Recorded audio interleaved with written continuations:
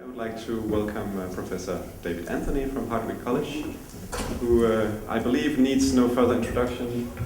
He is the author, as most of you will know, of the book up here, Horse, Wheel and Language.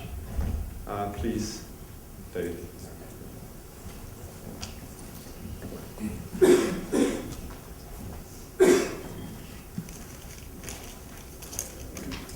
So thank you, and thank you for inviting me here to this distinguished gathering.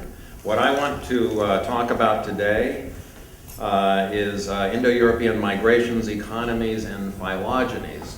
What I hope to do here is to first discuss phylogenies for the Indo-European languages that are derived entirely from linguistic evidence. Phylogenies are derived entirely from linguistic evidence. And then to compare these phylogenies with migrations. And migrations are documented only through archaeology. And by matching two different kinds of data from completely independent sources, I'm hoping to strengthen a particular phylogeny, a particular interpretation of Indo-European migrations. At the same time, it's impossible to understand why people migrate or the nature of migrations if you don't understand their economies and how they lived. So in order to discuss migrations, I also have to discuss prehistoric economies. Before I can really begin to discuss the phylogenies and migrations I would like to discuss, I think I have to start off by discussing a recent article that's caused a large stir in Indo-European studies. Article that came out at the end of last summer, end of August, beginning of September, mapping the origins and expansion of the Indo-European language family. Two of the authors, Gray and Atkinson, had previously published an earlier version of the same kind of study, the same kind of method, in 2003. What happened to get them this article in Science was that they added a geographic component, a mapping component, to their earlier study. The phylogeny that they produced was a kind of an odd phylogeny. It has Tocharian and Armenian in the same branch, and Greek and Albanian very close to each other. There are a number of peculiarities about the phylogeny itself. But the thing that really attracted attention to their article was that they rooted the Indo-European origins in Anatolia with the Anatolian Neolithic. Now here are scientists who are using methods derived from the study of the phylogeny, the origin and the diffusion of viruses, and applying this biological virus-based methodology to studying the phylogeny, origin, and diffusion of the Indo-European languages. And under almost any reweighting of the components in their model, they came up with the result that the Indo-European virus originated in Anatolia between 7,000 and 6,000 BC, and this is completely without paying any attention to archaeological evidence at all. Now, of course, this was seen as support for Colin Renfrew's proposal that the Indo-European languages began, Proto-Indo-European was spoken in Neolithic Anatolia and spread from there with the farming economy up into Europe. So here we have biologists who are not using any archaeological information, producing a model that agrees with an archaeologist who pretty much ignores linguistic evidence. And they came up with the same answer, and doesn't this prove that they're right? Not exactly. Because after their article was published, almost immediately after it was published, criticisms of their article began, the Buchert et al. Article. The first essay from Geocurrents, a website that comes out of Stanford University, monitored by Martin Lewis and Asya Perelzweig, Mismodeling Indo-European Origin and Expansion, Buchert, Atkinson, Wade, and the Assault on Historical Linguistics.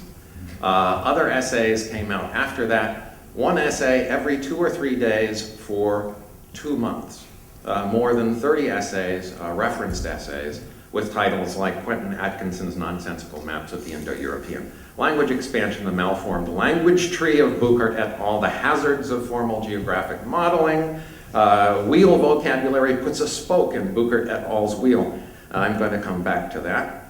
And there are many, many other titles. After you read these 30 essays, it's hard to have any faith at all in the Buchert et al. Article. It was criticized up and down on a variety of different grounds. But the ones that I find the most devastating are that really the Anatolian origin that they came up with was predetermined. It didn't rise out of their analysis. It was baked into their analysis because the initial split that they saw at the beginnings of the Indo-European differentiation, right here, is between Anatolian and all of the other Indo-European languages. Most linguists would agree that that is indeed a basic split. Then the second element in their model was that their mapping constraints made it necessary to place Anatolian in Anatolia. It could not be anywhere else. They were only allowed to map languages in places where they were historically known to have been spoken. And so they put Anatolian in Anatolia a priori. If you put the first split being between Anatolian and all of the other languages, and then you a priori place Anatolian in Anatolia, you're going to get a root that's going to be in Anatolia. The third element being the model of diffusion that they used was random walks, a model in which the Indo-European languages spread from the homeland by a process that is random with respect to direction and moves in very short increments.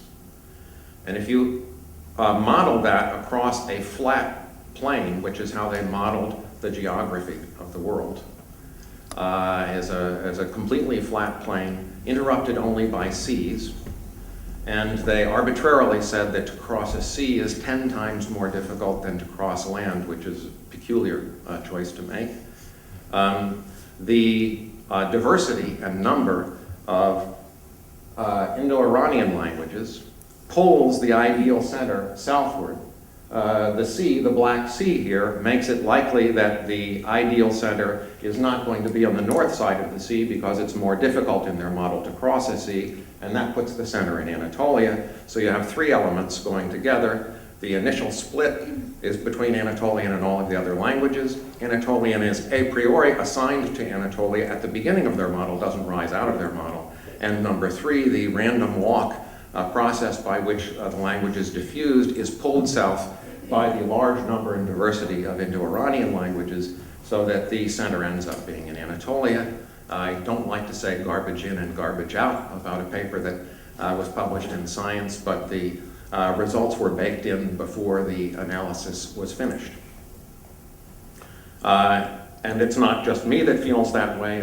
Quite a few linguists have criticized this article from a variety of directions. So where does that leave the Anatolian homeland hypothesis? Isn't Renfrew still supported by Gamkrelidze and Ivanov, who put an Indo-European homeland in Armenia somewhat to the east of the homeland that Renfrew would have preferred? They don't really support Renfrew. The Gamkrelidze and Ivanov homeland, they see their homeland as being quite distinct from a homeland farther west in Anatolia.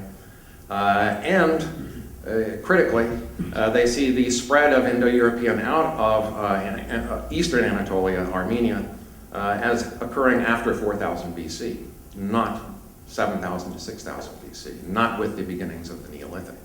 So that leaves really a Renfrew's Neolithic Anatolian origin hypothesis standing on its own as an archaeological hypothesis that has really very little support from linguistics.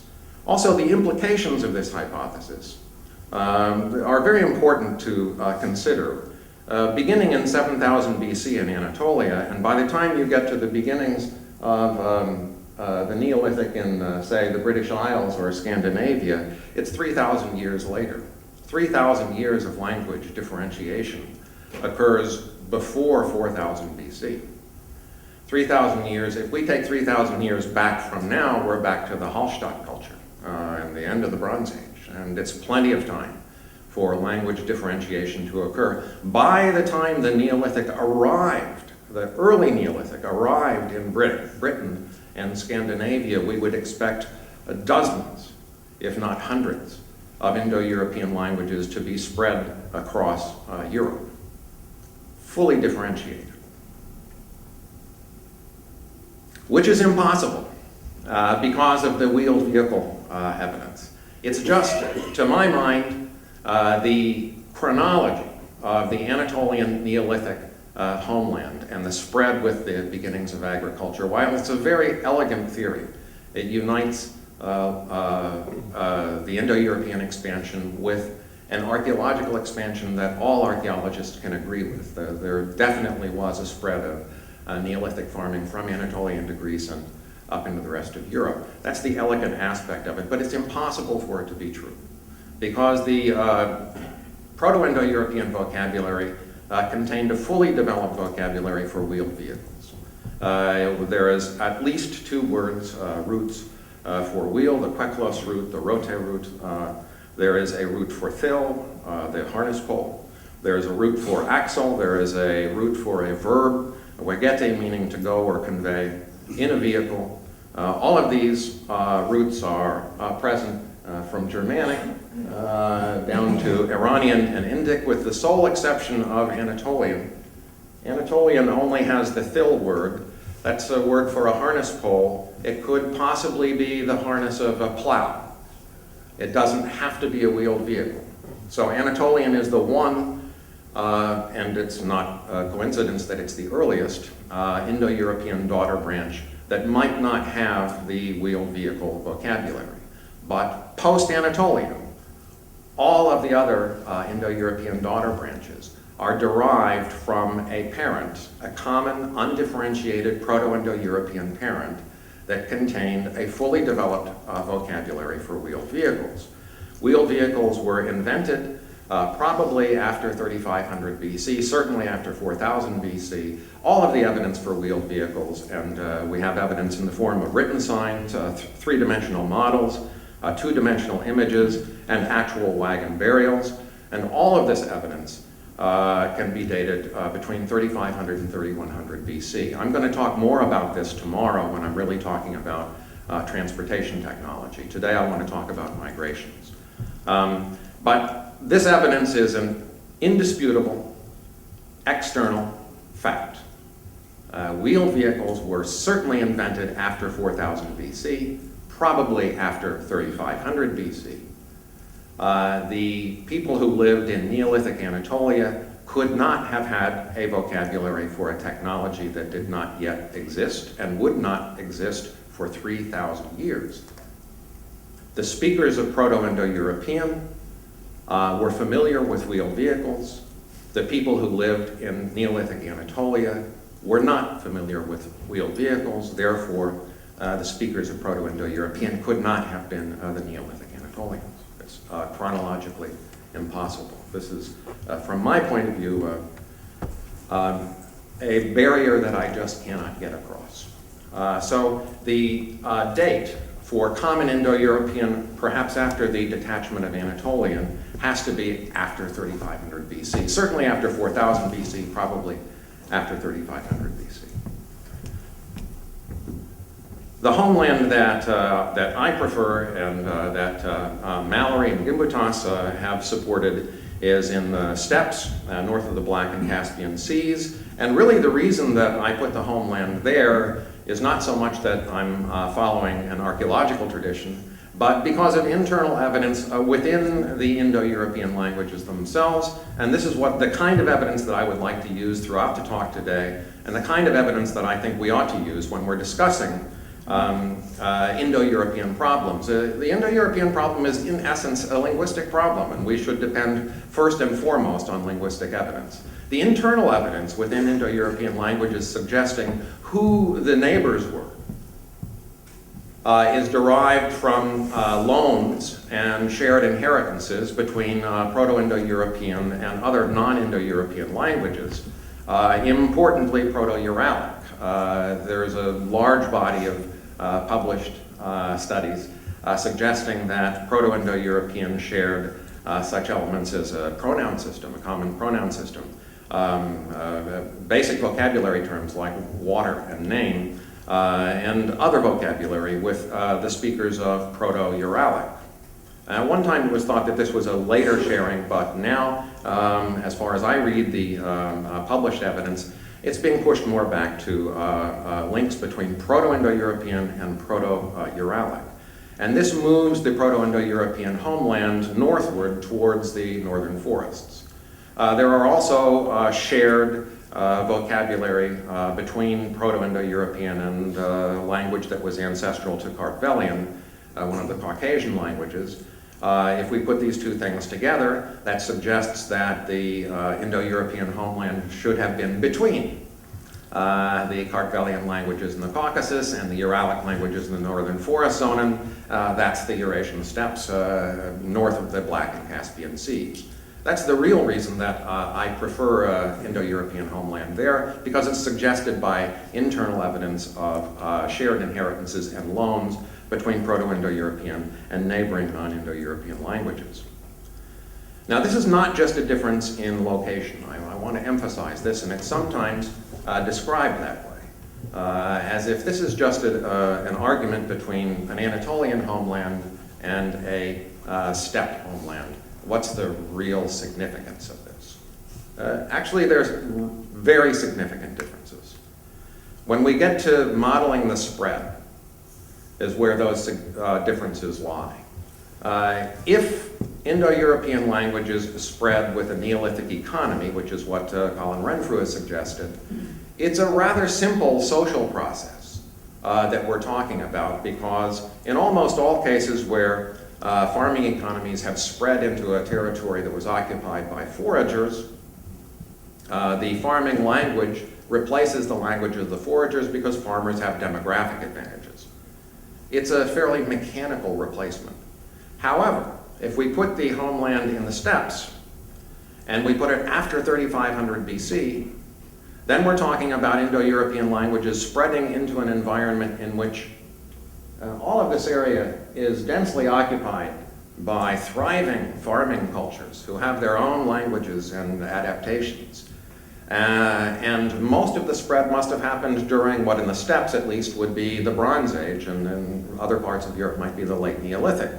This is a period we know very well. We're already looking at the spread of the Indo-European languages. We're already studying it. We know these periods. We're just not looking at it from this point of view. And how a wave of language spread would pass through these shifting alliances of squabbling Bronze Age chiefdoms is not at all obvious, very different from the Renfrew hypothesis. So we need a completely different sociolinguistic explanation for language shift if we put the homeland in the steppes after 3500 BC. It's not just a difference in place, it's a difference in how. And yet, if the steppe homeland is true, it must have happened. So we have to come up with an explanation for why. The culture that's in the right place at the right time is the Yamnaya culture. It's situated between probable Proto-Uralic speakers somewhere up there in the forests, probably west of the Ural Mountains, and the pre-Kartvelian speakers in the Caucasus. It is the first culture that spreads all the way across the western steppes from the Urals to the eastern Carpathians. Before that, this area had been divided into numerous different regional cultures, at least 5 different regional cultures prior to 3300 BC. The Yamnaya people have wheeled vehicles, which are buried. There are more than 200 wagon burials associated with Yamnayan catacomb, early Bronze Age and Middle Bronze Age graves in this region. They have metallurgy. This guy, presumably, is a speaker of Proto-Indo-European, and he has this mace which weighs 0.5 kilogram of solid copper. They are metal workers. And the question is, how did the language that he spoke end up being spread all the way to Scotland and almost to the borders of China? Now, the phylogenies. There are a number of different ways of looking at the phylogenies of the Indo-European languages. This is one way of looking at it. This is the starburst pattern that Jim Mallory was talking about, well, in conversation yesterday.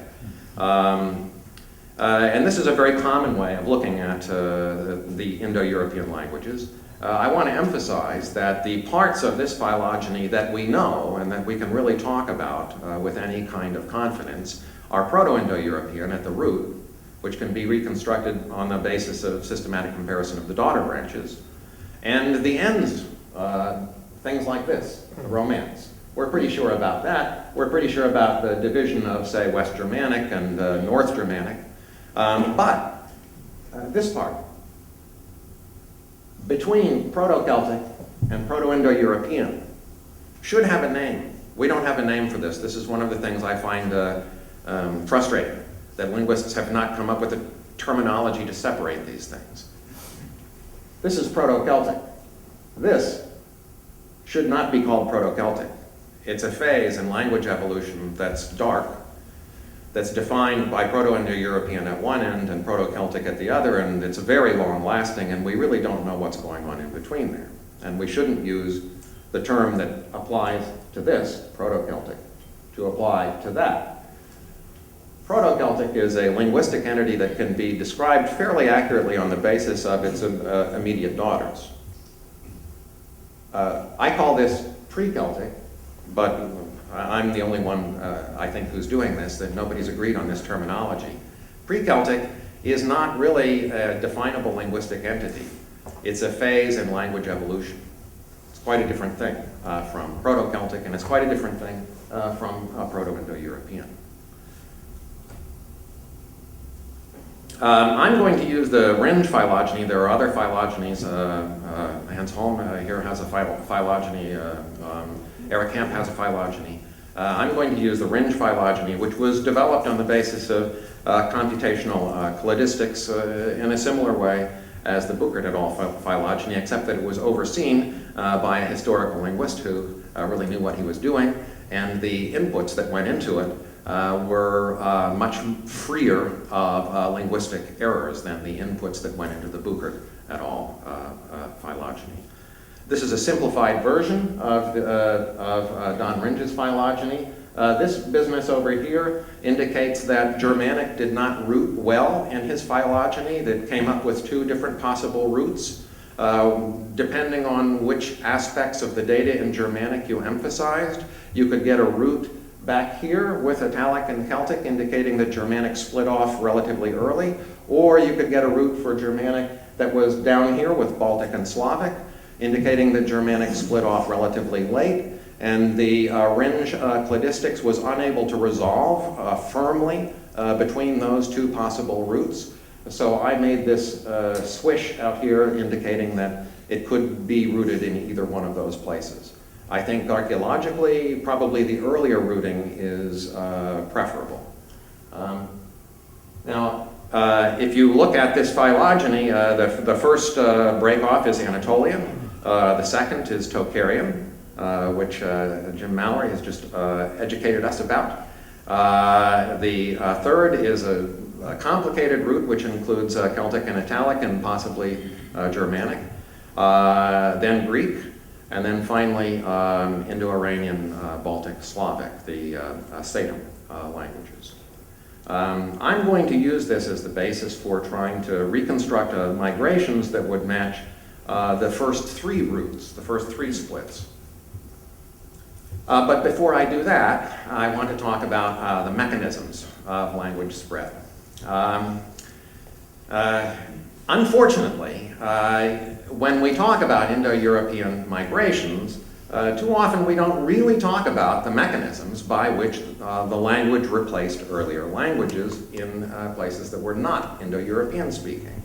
And we just make a dramatic assumption based on Hollywood stereotypes that the mechanism was this. Attila the Hun lining up on the horizon with a savage bunch of horse-riding nomads and sweeping in, looting, raping, and pillaging, and somehow this leads to a language shift. Again, I would like to abandon this anachronistic image, which is, of course, from the medieval period, and use the evidence that's contained in the Indo-European vocabulary itself, the reconstructed vocabulary, in order to understand the process of language shift. And I look at this from maintaining social relations. There's a couple of different ways, the basic ways to maintain social relations in the tribal societies of Neolithic and Bronze Age Europe. There's face-to-face village interaction in which social relations, and in particular maintaining hierarchical social relations, is maintained through action and daily observation. You see these people all the time. If you don't pay your cow tribute to the local feast, then the chief is going to come right down the street and grab you and make sure that you do. And then there's distance relations, which are typical of mobile pastoralism, in which social relations are maintained through reputation, through speech, through song, and through occasional group events. Now, there may still be some guys who are going to come down and grab you to make sure that you pay your cow tribute if you're in a chiefdom, but they have to come a longer way in order to do so, and it's a completely different dynamic for maintaining social structure. And I would say that during a general shift to greater mobility, number two has the advantage, and that there was a general shift to greater mobility in Europe after about 3000 BC, with the rise of a more pastoral economy and less village-based economies. So what institutions did Proto-Indo-European speakers possess to maintain social relations at a distance? Based on the reconstructed vocabulary, you can say that the speakers of Proto-Indo-European were familiar with the system in which there were patrons and there were clients. This is the hierarchical aspect of their system. In fact, the relationship between gods and humans in Indo-European religion was pretty much a relationship between patrons and clients, meaning humans are in the position of clients and the gods are in the position of patrons. And as a client, if I do certain things for you, my patron, then you're obligated to do certain things for me, your client. If I sacrifice in the right way and I say the right words and I do it at the right time, then you're obligated to give me fat cattle, swift horses, and male children, as they say in the Rig Veda. And this is typical of a patron-client system. Both sides have obligations to each other, but it's quite hierarchical. The speakers of Proto-Indo-European recognized that there were rich people, that there were wealthy people, they had words for that. They had also institutions of hospitality, the guest-host relationship, which is a cross-cutting, much more egalitarian relationship in which guests and hosts might exchange places with each other. And this allows people to extend protection and hospitality and friendship to people that they might not be familiar with. An extremely useful social institution for mobile pastoralists who might be moving through each other's pastures and temporarily need to do so with safety and protection. They also were familiar with feasts at which there were sacrifices of milk and cattle, praise poetry, a whole variety of poetry that was discussed by Calvert Watkins, How to Kill a Dragon, and of course the praise poetry brought fame to the patron who sponsored the feast. Of these, I think that the feast is the aspect that ties in with anthropological theory the easiest. There's a large body of studies. Michael Dietler at Yale particularly edited a very good book on feasts and feasting, which shows that in tribal societies, feasting is the principal way to achieve and maintain power in low-level chiefdom societies. Whether you're talking about the South Pacific or South America, Central America, North America, Africa, or in Ireland, Gibson's studies, feasting is the principal way in which a powerful man would maintain his power over his followers by occasionally bringing them in to an occasion at which he himself was praised and his fame was recognized. Of course, this is the integrative aspect. This is the aspect in which, this is a way, as far as I'm concerned, of attracting followers who might have been speaking another language. If they come to these events, they get to know you over food and drink. They hear the poetry. It's a special, happy event. And if they learn the poetry, and they say the right words to the gods in the right way and do the sacrifices in the right way, then maybe they can be a patron themselves, or their kids might some days be patrons. The other aspect that you can see in Indo-European vocabulary is the punitive aspect. They certainly had roving war bands of youths. Dory Brown was talking about this yesterday, the Manderbunde, Luperci, the Vratyas. There is a sort of a uncertain route for booty, but there are at least 3 routes for steal. There are at least 4 routes for quarrel. There are at least 10 routes for strike, wound, stab, kill, destroy, and there are the routes for destroy and victory. This is a society that had these words in its vocabulary, was certainly a society that was familiar with warfare. And the roving bands of war youths might have been one of the ways that speakers of other languages would have been introduced to the speakers of Proto-Indo-European. So there's the good side and the bad side. Okay, let's look at the archaeological evidence for these migrations. The first split in Ringe et al. Is the split of Anatolian. For Anatolian to have come from the steppes, we should have a migration that goes from the steppes to Anatolia, either through the Caucasus or through southeastern Europe. And in fact, the earliest migration you can identify that comes out of the steppes, you can identify archaeologically, goes to the southeast, to the southwest, into southeastern Europe, at about 4300 to 4100 BC. This was a migration there's not a lot of sites related to this migration, but they're quite distinctive. And they go down through the steppe corridor here, and down into the Dobruja and eastern Bulgaria. Another line goes across Transylvania and into eastern Hungary. These intrusive sites are associated with the abandonment of between 500 and 600 tells, which happened at the same time. This humus line here indicates the abandonment of this tell of Koranovo at the end of Koranovo 6, after which it remained abandoned for about 1,000 years.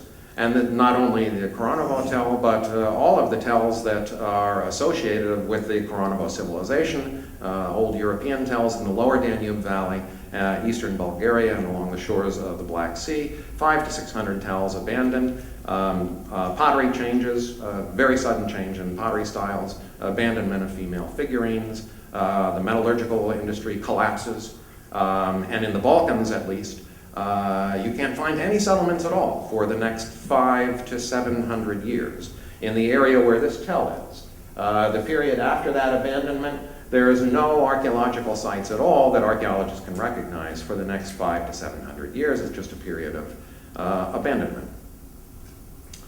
The people who are coming in at this time from the steppes, how are they organized? When you look at the economic information for this period, the Neolithic period in the steppes, there is a set of sites over on the Dnieper and another set of sites in the middle Volga. They pretty much agree with each other in terms of the nature of the economy. They have domesticated cattle and sheep, but it's a minority of the animal bones in their archaeological sites. Most of the animal bones are wild. Horses make up a very large percentage of the animal bones in these sites, except in the cemeteries. Fallings Cemetery, 100% domesticated animals. So domesticated animals, unusual in the daily diet, absolutely mandatory in feasting deposits. It looks like domesticated animals are being used during this period in the Neolithic as a ritual currency. Not so much as a regular element of the daily diet, although they're there, they're herding the animals, but the time when they're really using the animals is as a feasting currency and ritual deposits associated with funerals, and probably at other happier occasions as well. But archaeologically, where we can see it is in the funeral deposits in the graves. It's a very interesting pattern, and I think myself that domesticated animals first entered the steppes not as a food source the way we would think of it, but really as a ritual currency, and were regarded that way for several hundred, maybe even 1,000 years. So these people who are moving into the steppes, when you look at the stable isotopes in their diet, and these are stable isotopes from the Pfalz cemetery and from two other cemeteries in the Middle Volga region, they indicate a mainly fish diet. So from the stable isotopes and from the animal bones that you see in the settlements, you can see that most of the diet is not, the daily diet is not based on domesticated sheep and cattle. However, when you get to a cemetery deposit, it's 100% sheep, cattle, and horse. The animal bones that are deposited in the Pfalz cemetery, you can see here, there's at least 85 sheep, 29 cattle, and 16 horses, and those are the only animals that are deposited there. The horses are being deposited with domesticated cattle and sheep. We don't know if they're domesticated or not, but they're being treated like domesticated animals, and I think they probably are domesticated already. There's also quite a lot of imported copper at the Pfalz cemetery. That's a little copper. These are copper beads. That's a little copper bracelet. That's copper. There's copper bead bangles up here, and some of the copper has trace elements that indicates that it came from Bulgarian, down here, Bulgarian sources. So this copper is being traded through Varna all the way up the steppes and all the way up to Pfalz. And the horses, and I'll talk more about this tomorrow, but there are head and hoof deposits of horses and symbolic images of horses in some of these graves. The Siogye grave is right there. There's Siogye, not that far from Pfalz. And then there's, and then there is this migration from the Pontic steppes into the lower Danube in eastern Bulgaria, 4300 to 4100 BC, the abandonment of the tells, and while they're there, they're picking up quite a bit of prestige goods from the local societies, including copper bracelets, gold. Here is a boar's tusk ornament, chest ornament, typical for Pfalz and Siogye, the Neolithic and the steppes. But here in this deposit in the lower Danube Valley, it's studded with copper beads. The graves are put in very commanding positions overlooking the lower Danube Valley, and I want to remind you that this is a lower Danube Valley that had tells in it, but after these people got there, there's no occupation in the tells anymore. So that's a possible, that is a definite, there's definite evidence for an archaeological migration from the steppes into the lower Danube Valley. That's the earliest one. Did they carry Anatolian languages with them, or pre-Anatolian, some distant ancestor of Anatolian? Possibly. At least it matches up chronologically with the Ringe phylogeny and the expected directions. Later on, I would expect if we were going to link this to Anatolian, we would have to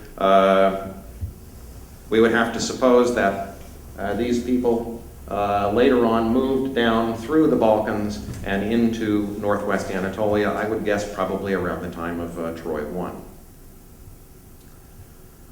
The second split is Tocharian, and Jim has already talked about that, so I'm not going to talk about that anymore, other than to put up my image that, the image that I had put up, that Jim had put up earlier. The link between Afanasyevo and Yamnaya is a pretty firm one. They have the same metal types, sleeved axes, copper daggers. They have the same grave types. They're buried in the same pose, in the same grave form, with the same kind of kurgan over them. They have the same kind of ceramic types. Afanasyevo introduces domesticated cattle and sheep to the Western Altai, and horses to the Western Altai. It really looks like an intrusive package that's coming in. It's quite a long migration from the homeland over here to the Altai, and it's unexplained. It's something that Jim and I have talked about a lot. You know, why did they do this? And I actually don't have a good explanation for why they did this, but it certainly looks like that's what happened, because this is a completely intrusive package that comes in. If you eliminate the anomalous early dates, perhaps around 3300 BC, and establishes pastoral economies in the Western Altai that are then the basis for the development of later pastoral cultures in the Western Altai from then on. So I'll go to the third migration. At least we have a migration that's going in the right direction there. It's in the right sequence.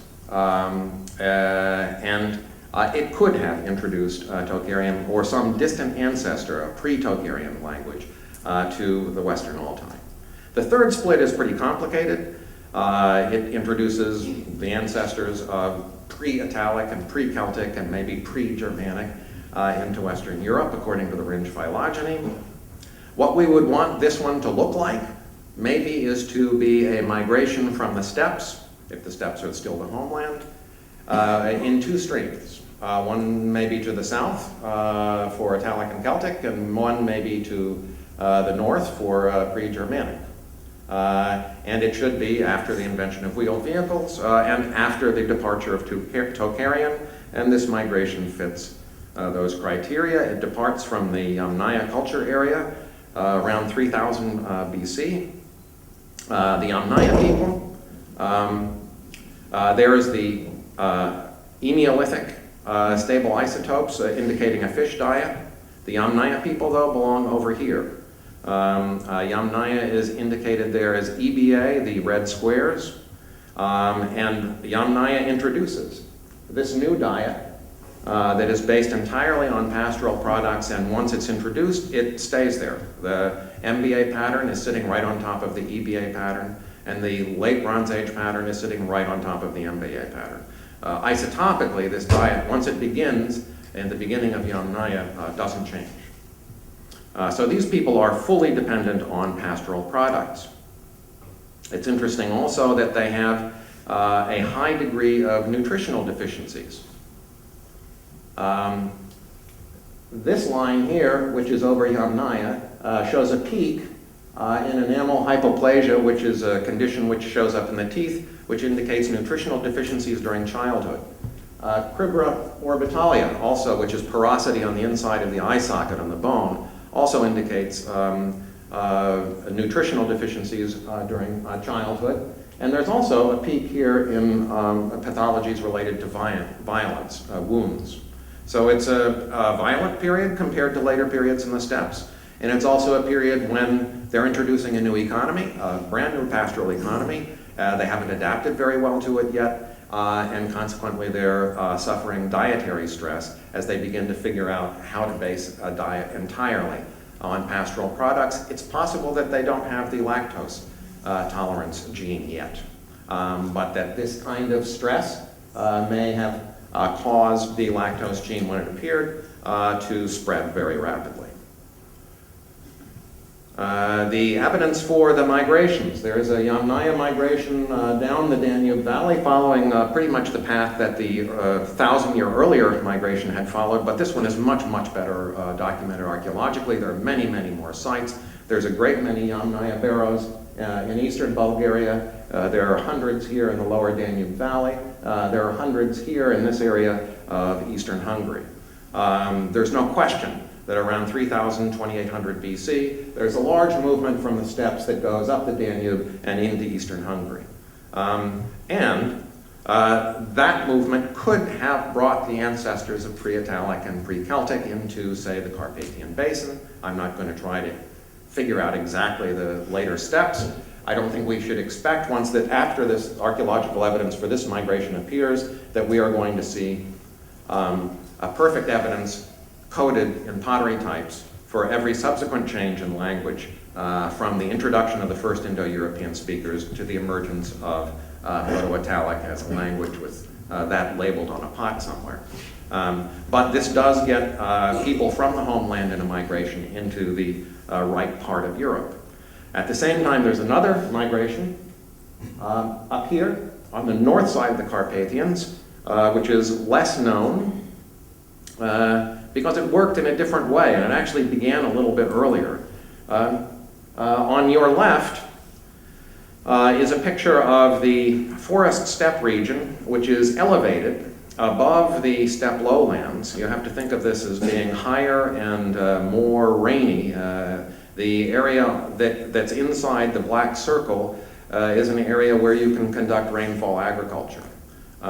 Closer to the steppes, it's lower. It falls down to the bottom of a bowl, and it's quite dry, and you can't conduct rainfall agriculture there. So that's why there are no Tripolia sites, the black dots, in the steppe region. But they're quite dense in the forest steppe. A perfect zone for agriculture even today. For those of you who are familiar with the giant Tripolia sites, these mega sites that had 250, 300, 400 hectare sites, they were located, I'm lost here. There. They were located right in here. Huge sites near the border with the steppes. After 300 BC, after 3300 BC, this whole area is abandoned. And there are Yamnaya tumuli there. The Usatovo culture appears in the coast, and it's completely integrated with the Tripolia sites along the Dniester. Late Tripolia sites separate into two groups, one on the Dniester and one north, up around around Kiev, on the Dnieper. If I had to guess, I would say that this group up here is going to emerge later on as pre-Slavic, and that the pre-Germanic languages are moving up the Dniester and towards Poland that way. And I say that because Usatovo in the steppes was a very hierarchically organized society. There are Kurgan graves at Usatovo that have daggers with midribs in the central grave, only in the central grave. There's amber in these graves. There's agate and marble indicating contact with the Aegean, and silver indicating contact with the Caucasus.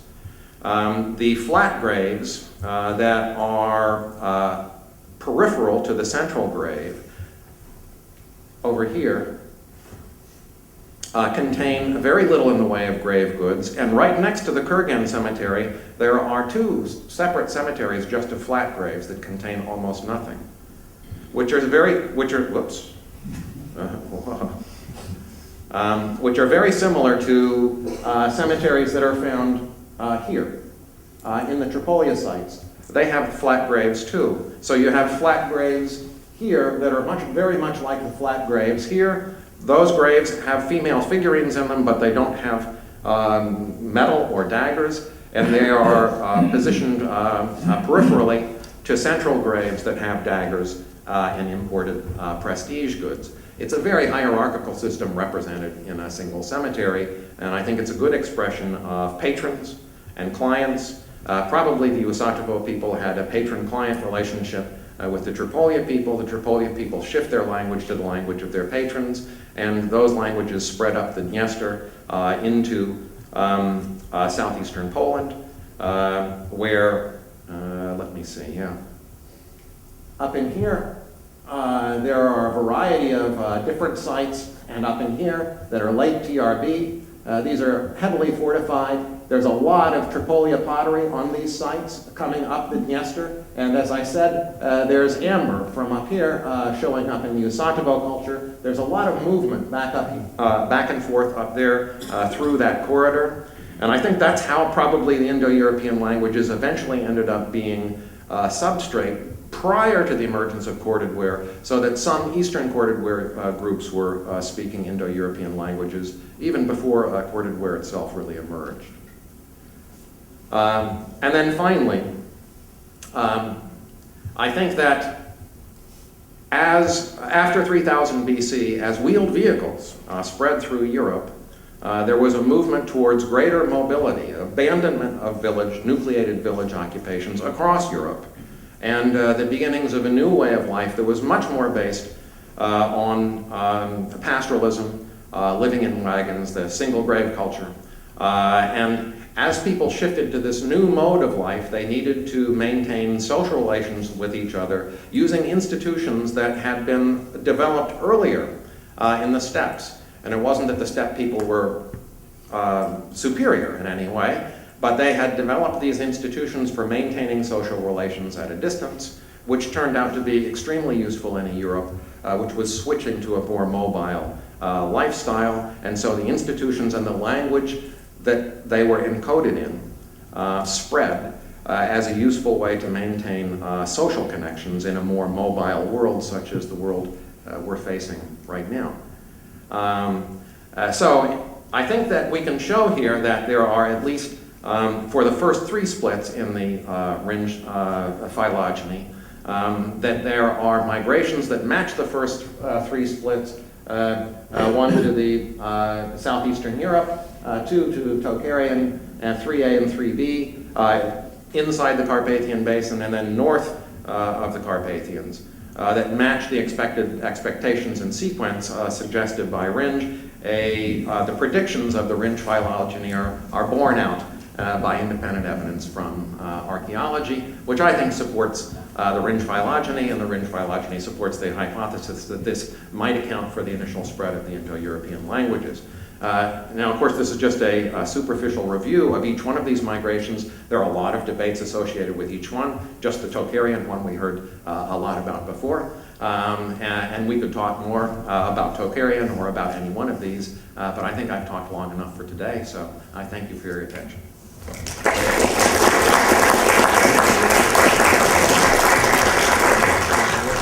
Thank you very much. We have plenty of time for comments and questions. Jan?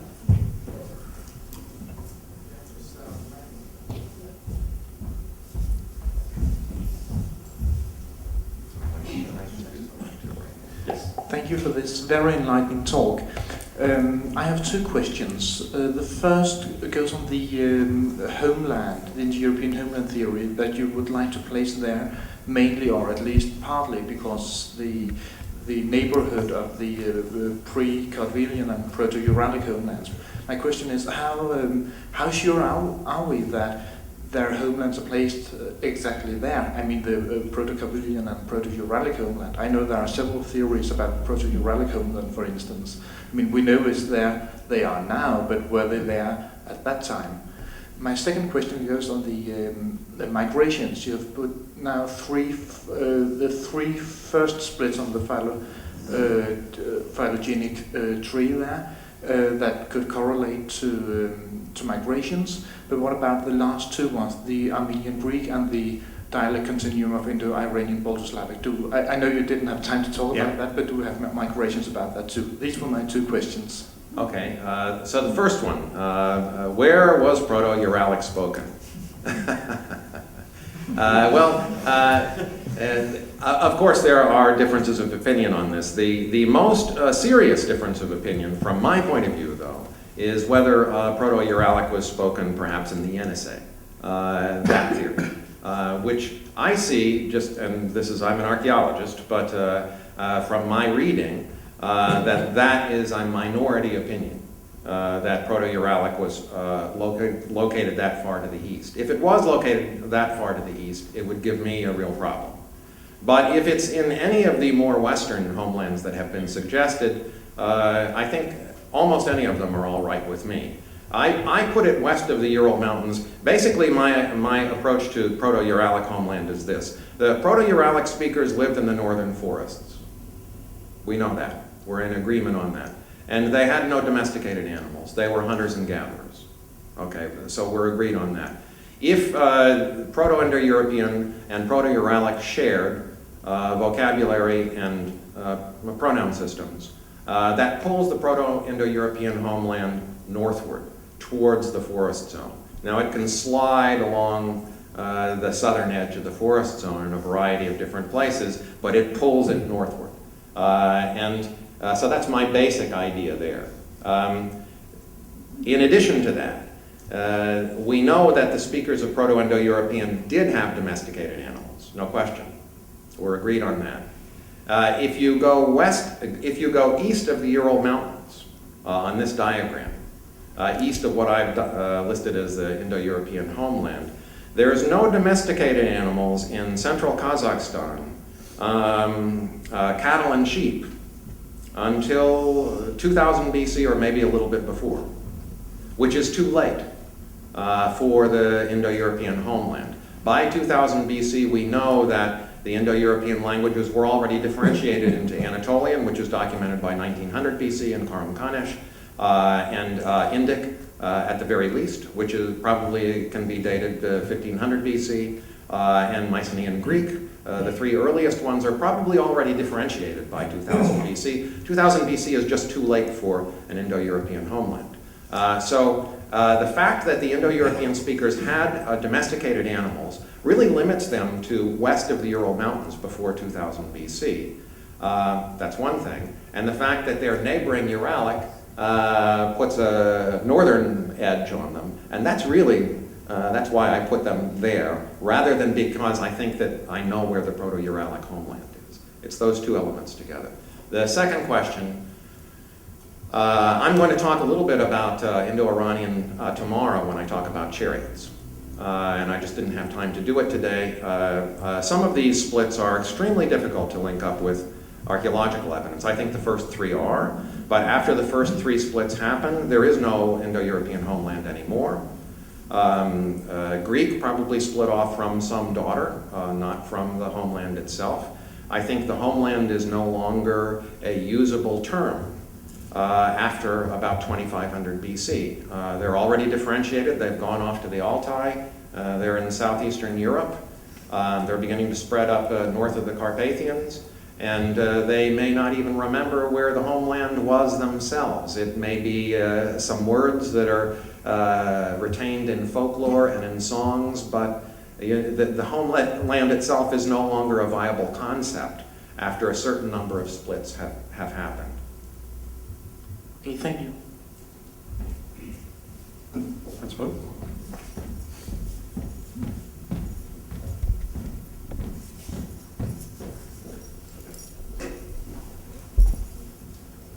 Yes, regarding the Wunsch phylogeny, only few people know that or everybody knows that he was a linguist. Okay.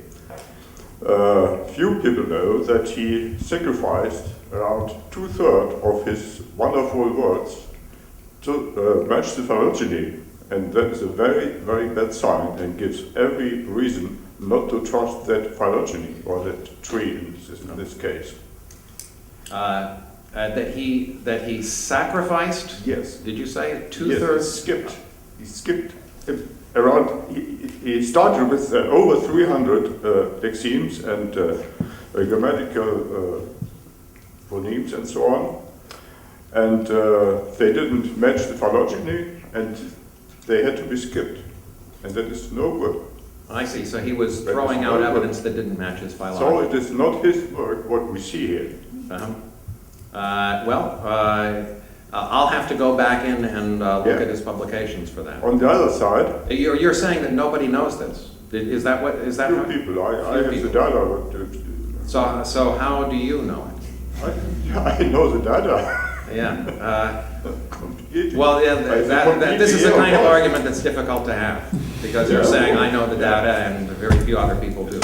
It's not so easy, but I have them here. I mean, I have to believe you, but I haven't seen it myself. Yeah, I can demonstrate. And the next is that Burckhardt, the phylogeny of Burckhardt is not so bad, because with the exception of Hittite and Tocharian, it is now completely the same as my own. And this makes it good.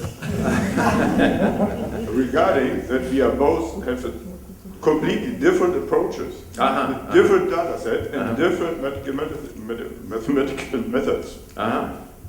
And so what part, so with the exception of the... In particular, the Western languages are exactly that was what I computed. So,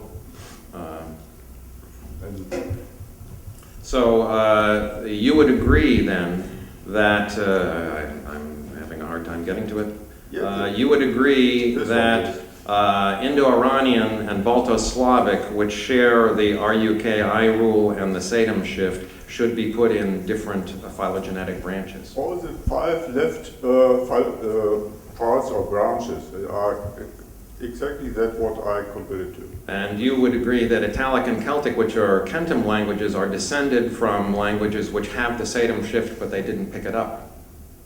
Which one? In this phylogeny, Italic and Celtic are the latest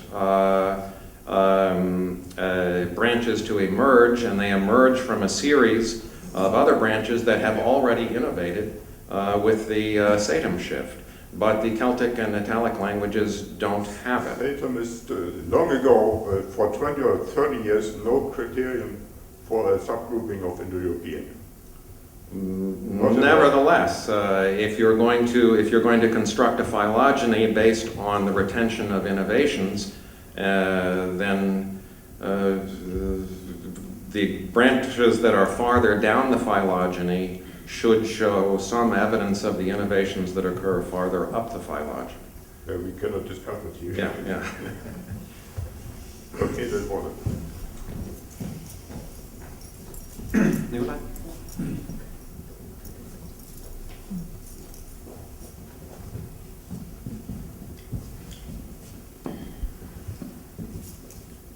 Just a quick question. In your first migration, the Anatolian one, you sort of left them in the lower Danube, and then you said, well, so after that they went to Anatolia.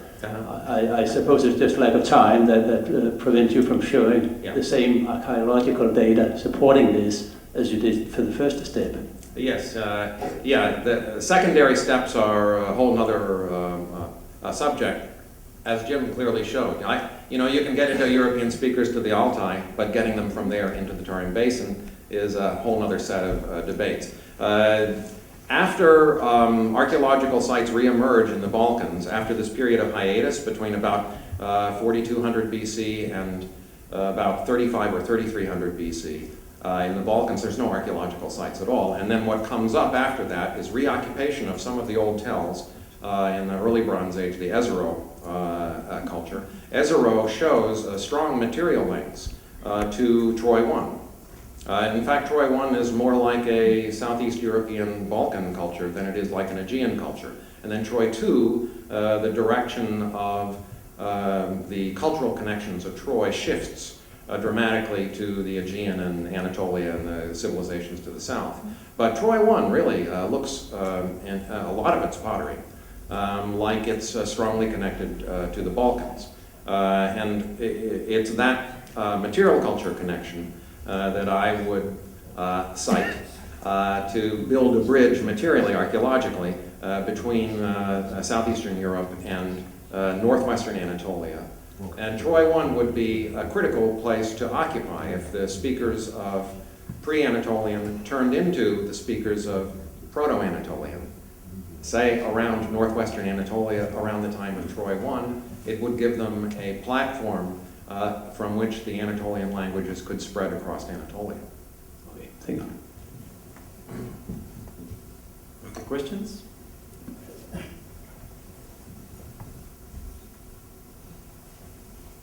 That seems not to be the case. Okay, thank you very much again for this very educating, interesting lecture.